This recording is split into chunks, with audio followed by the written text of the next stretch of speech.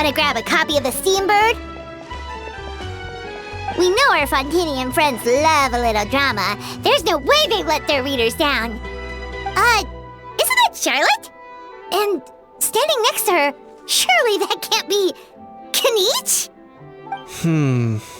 How about... Lost treasure resurfaces at last. Behold the beauty of the Remurian teacup.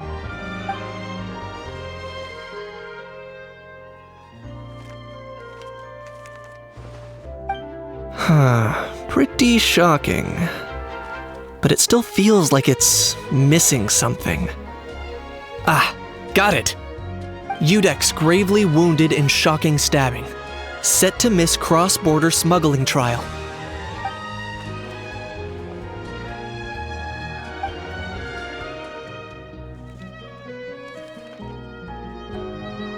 Huh?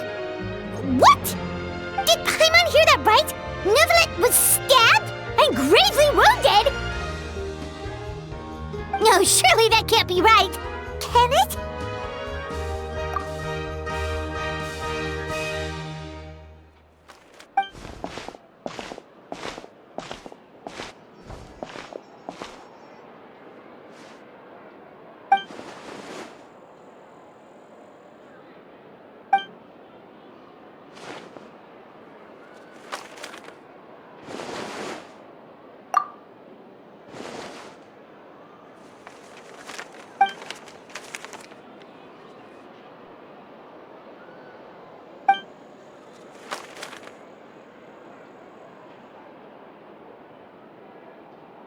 Hey there, you two.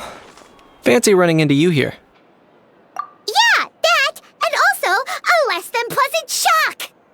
What the heck was all that about a Saurian meat restaurant and the Udex getting stabbed? Please say you weren't being serious.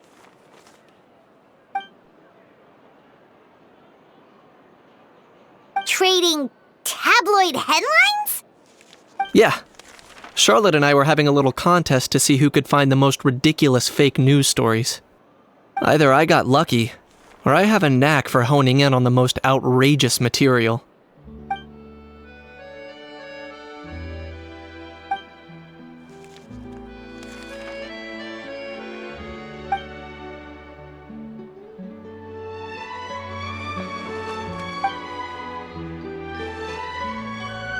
If I had to quantify it, I'd say about 1% of what they write is the truth. Huh? Him? Lenient? Oh, you gotta be kidding! Ah! Don't get me wrong. I'm not trying to give credit to these so-called news stories for occasionally including a grain of truth. All I'm saying is, even the wildest leaps of the human imagination are always rooted in reality. You mean all those fake headlines you mentioned actually do have some basis in fact? Sure they do. For instance, there was in fact a smuggling trial recently. Considering the amount of speculation surrounding the smuggled goods, it's no wonder there are rumors about restaurants serving saurian meat or teacups being unearthed from ancient ruins. But in reality, the goods in question were simply a few ancient relics dug up from ruins in Natlan. Rest assured, no saurians were harmed in the process.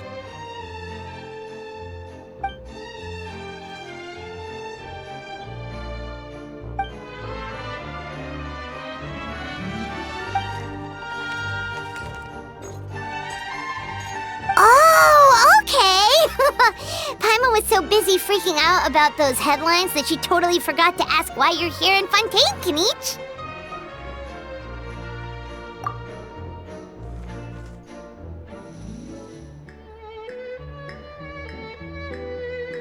It was a pretty open and shut case, and my testimony in court was clear enough. But I'm guessing, Mademoiselle Charlotte, that you're less interested in the case than you are in trying to uncover some news stories about Natlan.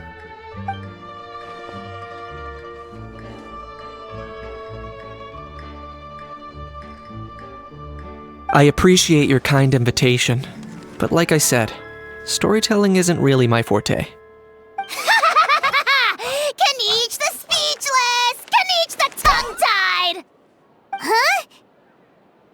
If you're dead set on doing an interview, why not talk to the Traveler instead?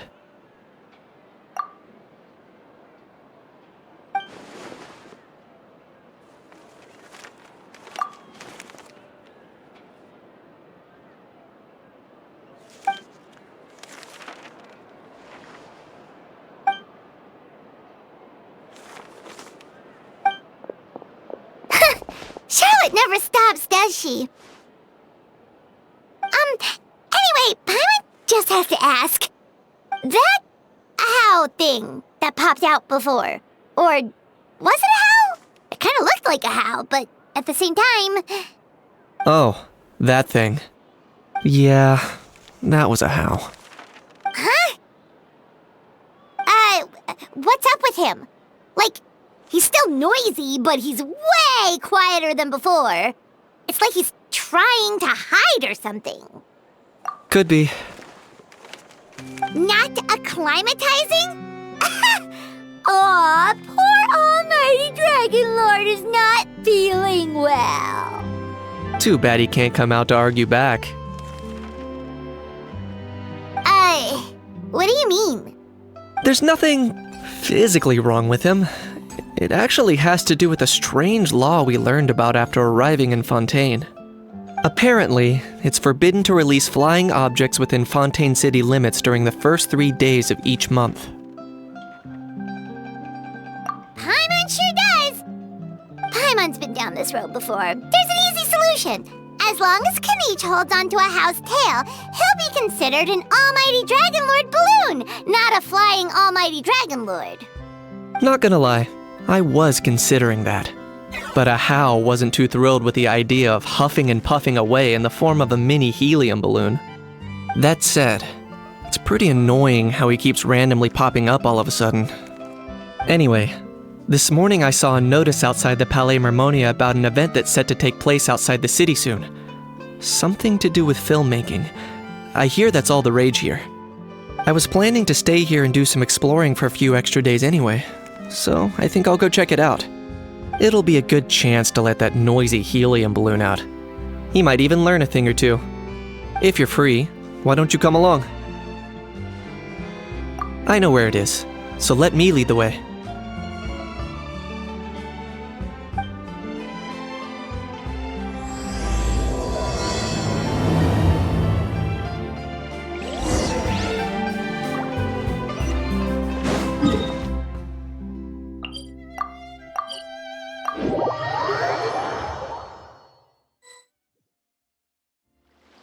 Looks like I remembered correctly.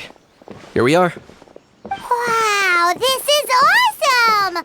Hard to believe it was just an empty beach before. Yeah, it was still completely deserted only a few days ago when I passed by on my way to testify at the Opera House. There must be some efficient workers in Fontaine.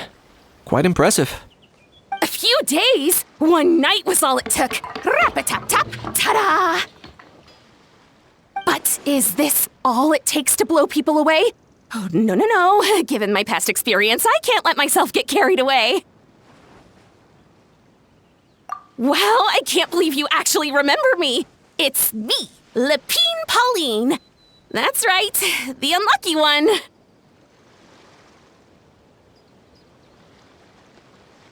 Of course! How else would we have managed to build Fantasyland in a single night? Fantasyland? At least that's how I like to think of it myself. A magical land of fantasy, the stuff of film buffs' dreams. I know it sounds like I'm laying it on thick, but that really is the goal here. As you can see, the theme of this amusement park is Fontainian filmmaking, a place for all film lovers to come together and co-construct a world of dreams. Co-construct? Well, that's a relief. Sounds like you're sharing the cost this time rather than pouring your entire life savings into a single project. Nope! I might be inviting others to help fund this, but that doesn't mean I haven't thrown all of my life savings into it too! Huh? You've got to be kidding. Ha! Look at you, puny little humans. Recklessly betting your entire future against some stupid vanity project. If you're expecting even an ounce of sympathy from the Almighty Dragon Lord, dream on! Mockery is all you shall get, straight from the heart! Sorry, just ignore that little gizmoid. He likes to butt in occasionally. Do go on. Gizmoid? Who you calling Gizmoid? You're the Gizmoid! quite a nifty mecha you've got yourself there. Is it some sort of smart personal assistant? You ought to let Miss Charlotte see your cool gadget. Oh, who knows? Maybe you could even look into mass production. Mass production? Ugh, insolent, vulgar, and disrespectful! I, the almighty Dragon Lord, am one of a kind! There has never been another like me, nor will there ever be! And another thing, smart is the understatement of the century! I shall have you know that I am Kahulahau, forebear of ancient wisdom! I lived for eons long before any of you were born! What? Heavens above! I beg your pardon, forebear of ancient wisdom. Please, I meant no offense. Idiot meets idiot. What's all the fuss? Making some new friends, are we?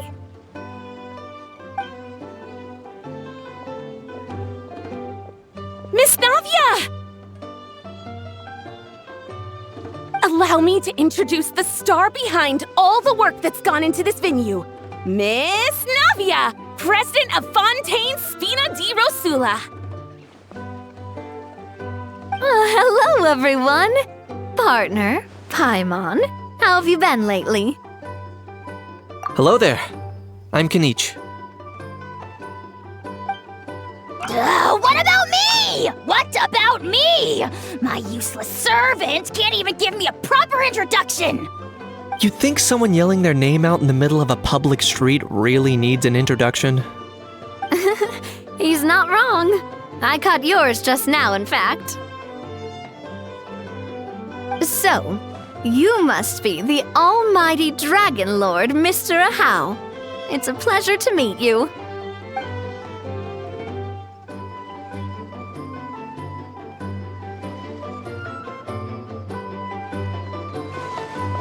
Oh, see that? That's what I call proper manners. Well, it's not every day you meet a well-mannered human. Navia, was it? Excellent. You may address the almighty Dragon Lord by his name. Navia, don't you think the title Almighty Dragon Lord is a bit silly? It's no big deal. All little animals do that, don't they? I mean, try to puff themselves up to look more impressive. Anyway, it's all thanks to Miss Navia and the Spina di Rosula that Fantasyland's gotten up and running in the space of a single night. Honestly, thank heavens! After all that paperwork and endless waiting, the event and venue finally got the green light. I couldn't wait a moment longer. The second the approval came through, I reached out to President Navia, hoping she could lend a hand. After all, who else but the Spina di Rosula would indulge such impulsive demands?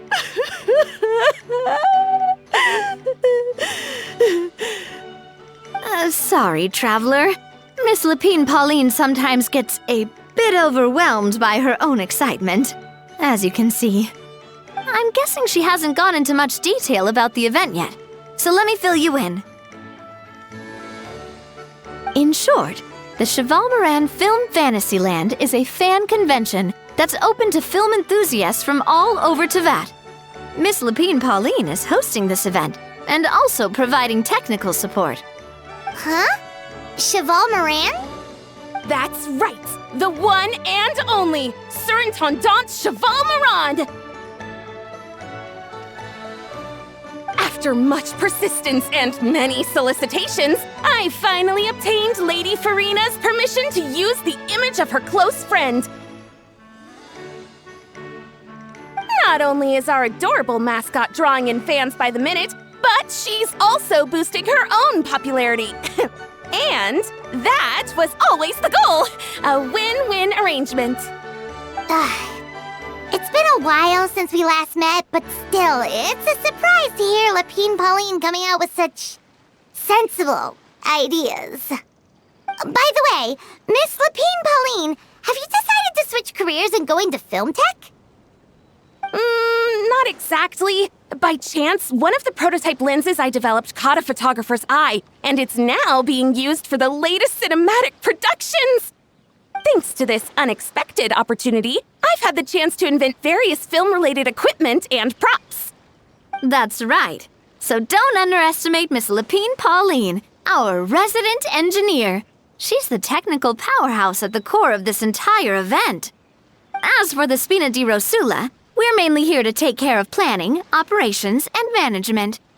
For anyone feeling inspired to set up a booth, Miss Lapine Pauline and I will provide the necessary technical and operational support once their application has been approved. By the way, traveler, are you at all interested in taking part? It would be a chance for you to earn some extra income.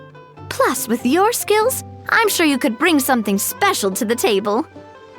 Paimon would be even more tempted if you were to, say, throw in one of those fancy feasts she's seen in those gourmet food reels. Well, as it happens, that'll be a piece of cake. Everyone needs to eat, whether they be tourists or the stall owners themselves. So thanks to Miss Navia's help, we've managed to invite none other than the celebrity chef, Miss Escoffier, to run our theme restaurant. Look over there!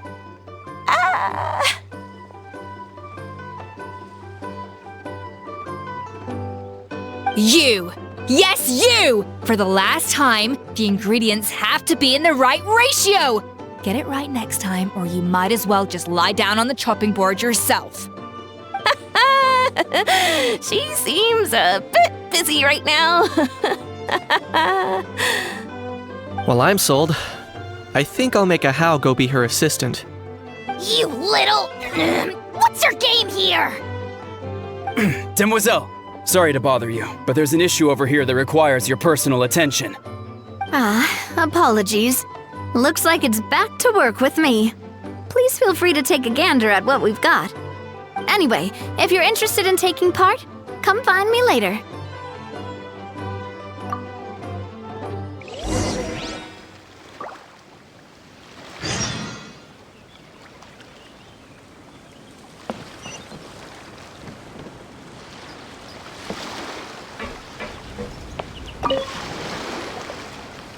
Greetings. Apologies if you overheard my harsh words just now, but I assure you it is entirely necessary.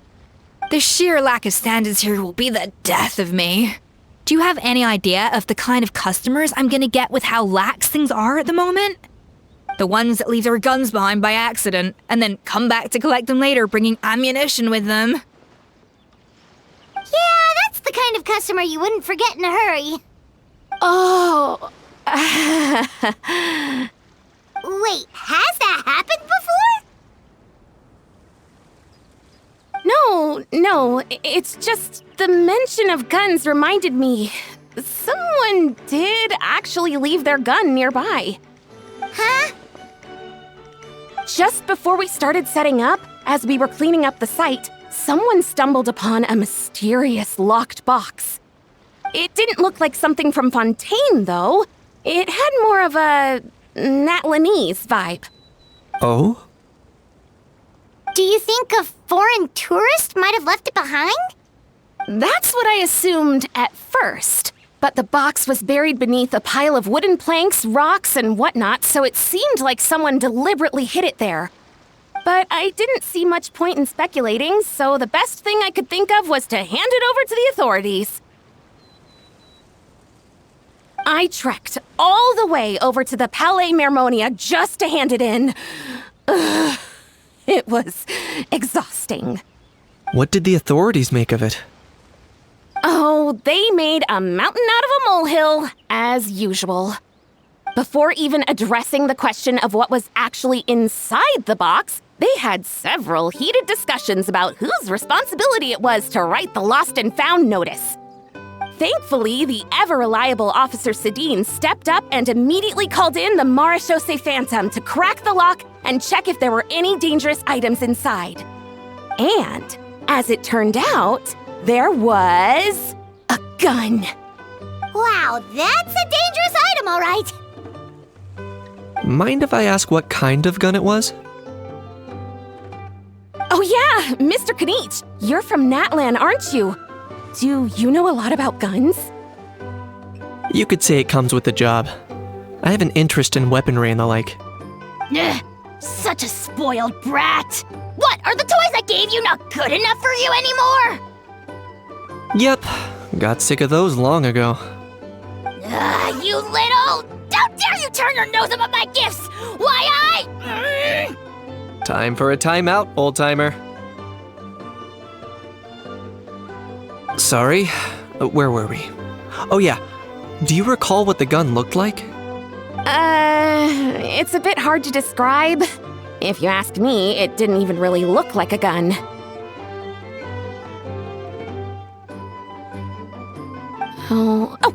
Give me a second. I'll knock out a quick sketch.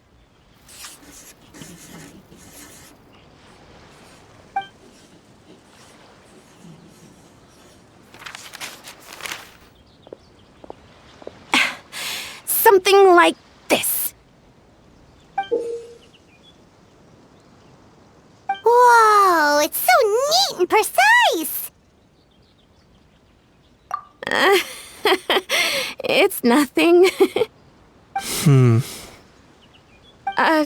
Sorry. Is something wrong with my drawing? I know it doesn't really look like a gun, but I assure you, and it certainly could shoot as well, too.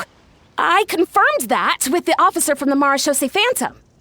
No, quite the opposite. The features are very accurate, and it is definitely from Natlan. Please, don't mind me. I'm just taking a moment to admire it.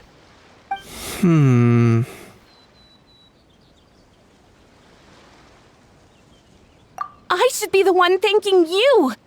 Thank you, and everyone else for your support. Don't mention it. Besides, we haven't really done anything. Not at all! The buzz and excitement you guys bring is exactly what this event needs! Oh dear, I'm starting to feel a bit guilty watching everyone else toil away. Guess it's about time I got back to work too. But just before I go, one last thing. Traveler, it's wonderful to see you. Here's to a successful collaboration!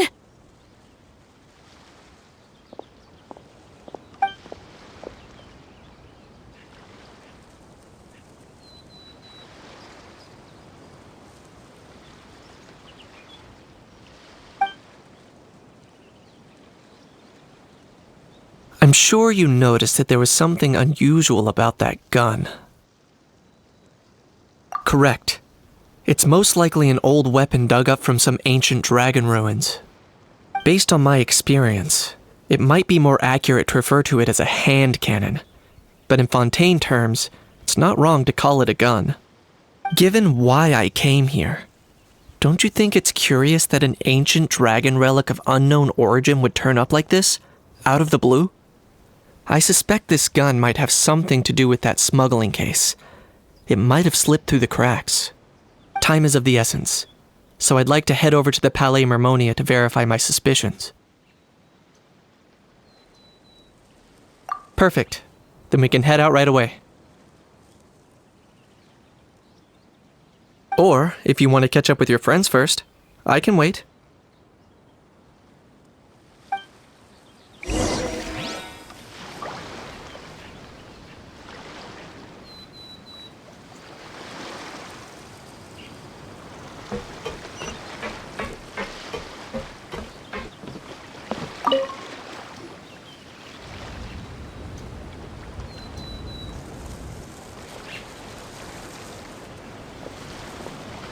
Traveler, it's you! Ready to join the Cheval Moran Film Fantasyland crew?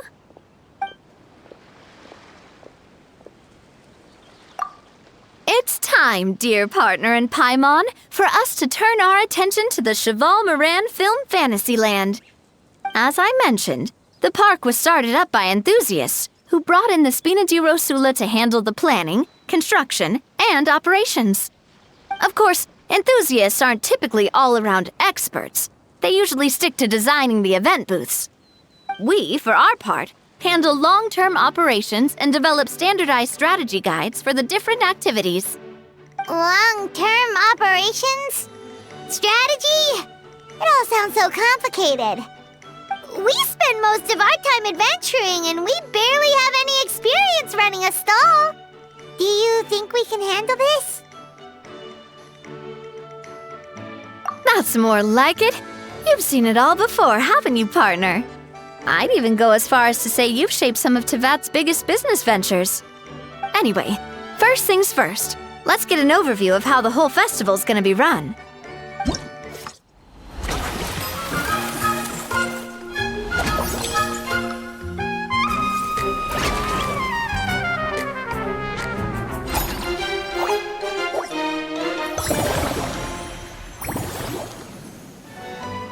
As you can see, our Fantasyland's a bit like a sugar-free macaron right now. Several areas are still under construction. The Spina's only been able to hire a limited number of craftsmen. Besides, we don't have enough experience to handle multiple projects simultaneously. That's why I chose to adopt a time slot-based planning method, so we can focus on specific tasks during each designated period.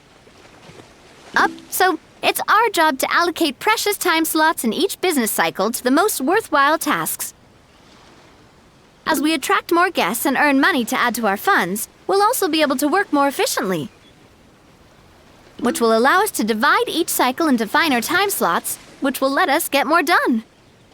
So we'll be limited in the decisions we can make and tasks we can focus on within each time period. Which means we have to use our limited actions and Mora to earn even more Mora. Kinda like playing chess or cards then. Cooking up a strategy in advance is gonna be key. Paimon thinks she just about gets it. How do you feel about it, Traveler? Yep, come on, we can do this. You mentioned standardized strategy guides just now. Does that mean there are non-standard ways to take part too? Of course. Film and entertainment mean different things to different people. And there's gonna be a wide range of exciting activities for people to try out. If we're not careful, some visitors might wander off and end up getting in trouble. And others might pick up dangerous props by mistake. To avoid confusion, we need to create a standardized strategy guide for each activity. Just think of it like a walkthrough. Wow, if we're the first ones to test out the activities, who knows what surprises there could be waiting for us? But if we hit a tough spot, we'll just have to rely on our skills to carry us through. Hopefully it goes without saying that I'd never put you in danger, partner. I carefully checked all the existing activities before you arrived, and I can assure you that they're all perfectly safe. I also wanted you to experience the activities before anyone else gets to. It'll be fun. Plus, we'd like to hear your thoughts and suggestions. Oh, those are two things Navia is best at. Making people feel safe and having fun. Great! Well, I can't wait to hear what you think. Your input is super important to us. All right then, let's start with Eclectic Escapades and put our first guide together.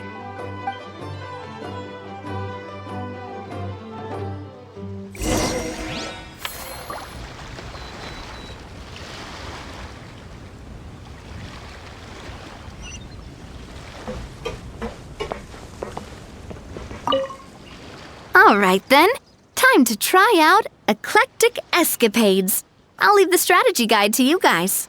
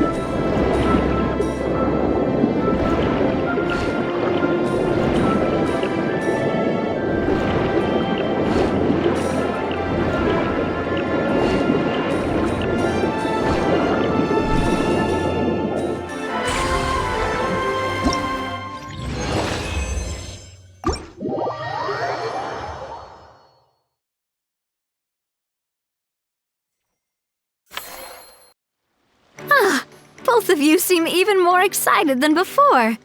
Looks like your first trial run didn't disappoint. Paimon hasn't actually watched that many films, but after trying it out, she might just be hooked! We should check out the film that it's based on! Great job, Paimon. That's exactly what our enthusiast friends were hoping you'd say.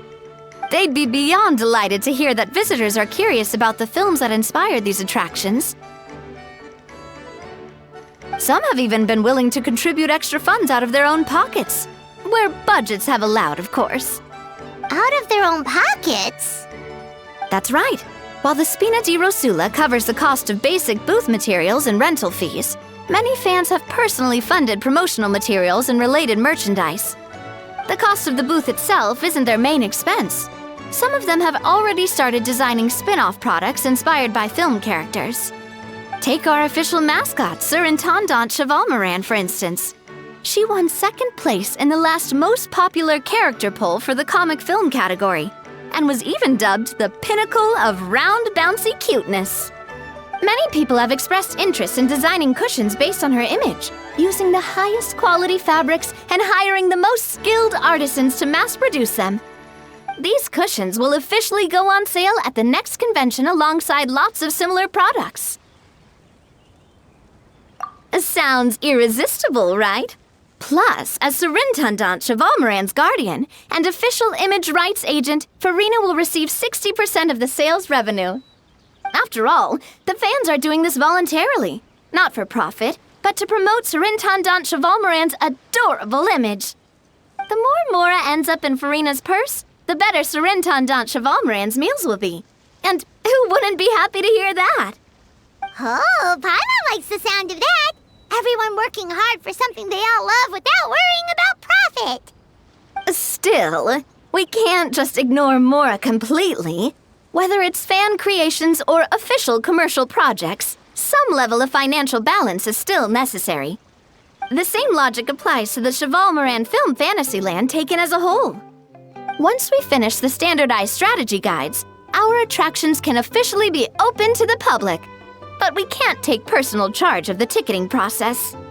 There's plenty of work to do at the various booths, and the park itself is a work in progress.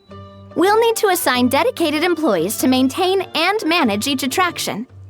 There's a recruitment section on the park's bulletin board. We've received many applications, and each candidate has their strengths. Our job is to match the best candidates to each attraction based on their overall performance. Once assigned, the staff will keep the attractions running, ensuring a continuous revenue stream. Wait, so we've suddenly gone from being playtesters to heads of human resources? That's definitely a first for us. Just don't hold everyone up to your own standards, okay? You can't expect everyone else to be as capable as you.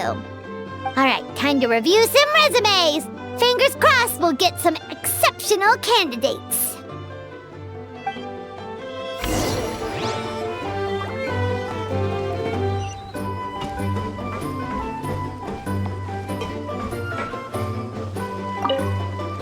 When reviewing resumes, pay attention to each applicant's area of expertise.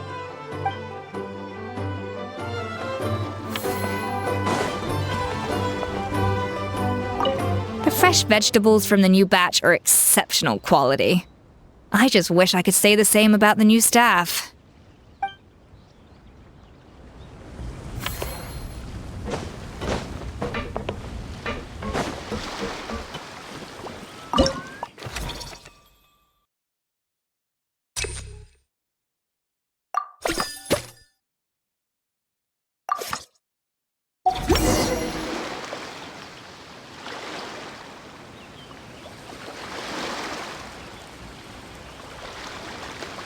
Looks like this particular employee is really getting into their role.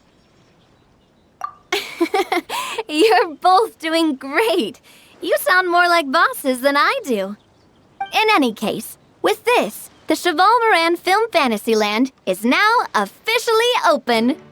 Running a theme park is a long-term project. You won't make much if you try and rush it.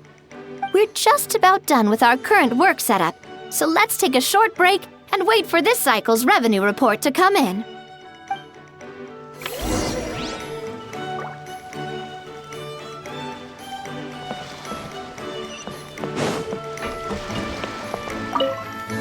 Well, this cycle of operation sure got us off to a good start.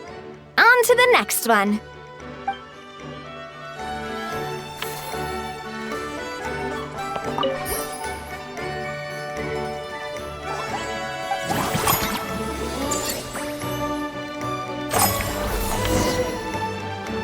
Well, the numbers might not look that impressive, but given that we're just getting the ball rolling, I'd say that wasn't a bad start.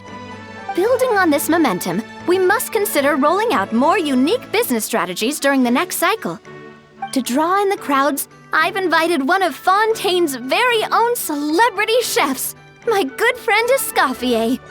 She'll be performing right here in the amusement park's restaurant. On that note, let's go catch up with her. So, is the restaurant part of our business strategy too? There are so many layers to this operation.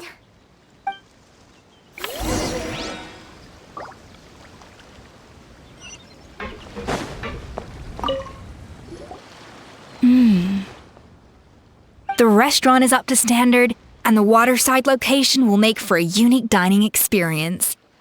The beautiful scenic reflections in the water create a stunning backdrop, lifting diners' spirits and allowing them to truly savor their meals. Ingredients, check. Cooking utensils, check.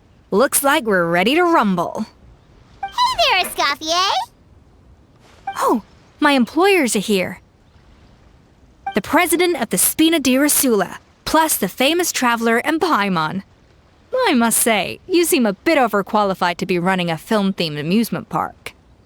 I'd say that if anyone here was overqualified, it would be the former head chef of the Hotel de Boer. Wherever you walk, the aroma of fine cuisine follows in your wake. Let's get back to business. I'm guessing you want the traveler to help me decide the theme dish for each cycle, right? This is the business strategy I mentioned earlier. Using Escoffier's top-tier dishes to attract more visitors to the park. But this isn't just about attracting visitors. Her culinary masterpieces will surely have other surprising effects. Just imagine, Paimon, if all you needed was a single ticket to enjoy all the attractions and taste all the legendary food. Wouldn't you be tempted? Then Paimon come every single day! Now, here's the twist. To get the most out of this strategy, the menu can't be made public. Based on research by a certain food branding consultant, many restaurants have started offering a special chef surprise dish. So give me some inspiration every few business cycles, and I'll decide on our next theme dish. Now then, give me your hand.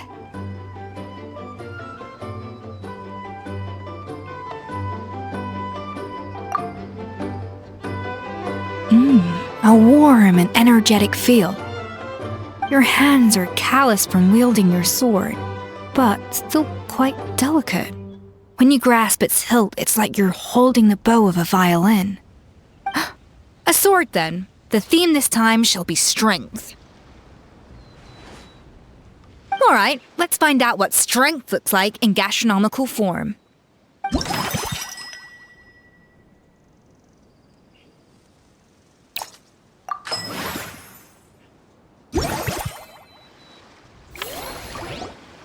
I've refined the sauce for these barbecue ribs. It's a richer flavor than the classic version, but not at all greasy. The mint extract in the seasoning leaves a refreshing aftertaste, perfect for indulging yourself after a fun-filled day. But if you ask me, I'd say the artisans need these more than the guests. The artisans? As I'm sure you've noticed, this park isn't quite finished. A serving of these barbecue ribs should help the artisans replenish their strength much more quickly. As their bosses, you have an obligation to provide meals for them. So why not invite them to dine here? Who knows, the morale boost might even improve their productivity. Oh, If I recall correctly, you once served up some special fish and chips for the porters over at the Fleuve Centre. For several days after, the workers were all incredibly efficient. They'd finish 8 hours of work in just 5. And then, because they clocked out early, they'd come back completely refreshed the next day. Then there's no time to lose. Go invite the artisans over while these ribs are still hot. I'll prepare some side dishes and desserts too. That's a great idea! You really live up to your reputation, Escoffier! Looks like these themed dishes are gonna make a huge difference after all. We'll have to make sure we check in with you regularly. The artisans are pumped and ready to roll thanks to that themed dish. And perfect timing, too. Let's take this chance to take the facilities of our eclectic escapades to the next level.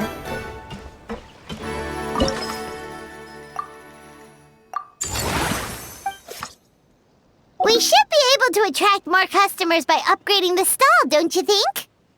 That's right. Based on my business experience with the Spina di Rosula, I've quantified the service value to help you intuitively understand how satisfied customers are with each stall. An attraction will reach its ideal revenue only when its service value meets customer expectations. As we improve and expand our facilities, expectations will also increase accordingly.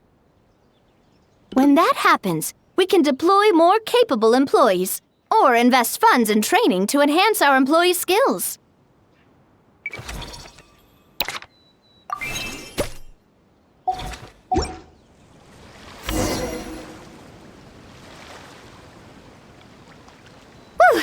That should be everything. Looks like you've pretty much mastered how to run this park. Huh? Have we really? Thinking about it, we have learned quite a lot, haven't we? Oh, not at all. I wouldn't say I taught you much. Your intuition's been guiding the way mostly. I imagine long-term operations sounded like a scary prospect the first time I mentioned it, huh? But don't let that scare you. Just break things down into smaller steps and tackle them one at a time. Even if you're not a genius or naturally gifted, you'll get it done in the end. Whoa, seeing her own progress has really got Paimon fired up! Actually, she's gonna jot your words of encouragement right down. From here on out, we'll be running the Chevalier